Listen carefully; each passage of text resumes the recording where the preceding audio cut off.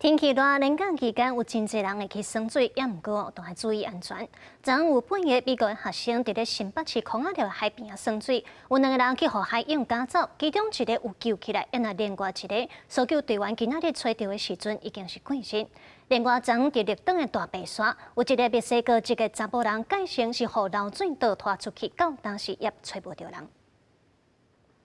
海巡因海岸咧敲吹，船也共步出动，伫海面咧找人。空勤直升机空中来回探查，消防队搁穿装备，呛水备进入海底。刘海空总动员总算伫3日下晡1点外找到4人的美国籍男大学生，不过已经无喘气，甲心跳明显死亡。因为海流的一个状况是很不一定的，也许他在外面，这都推测啊，就在外面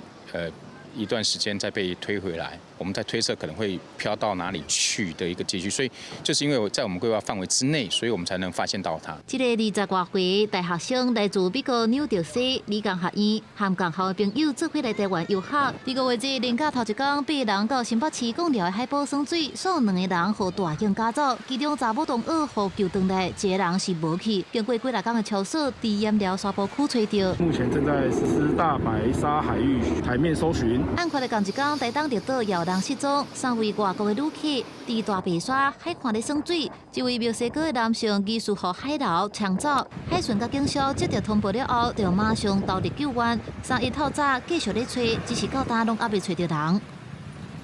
南北边目前都已经有扩大那个搜寻的范围了，不是只有只有那个大白沙那个区域啦，在地的那个潜水的一些教练也都有投入协助。目前那边回报的状况是，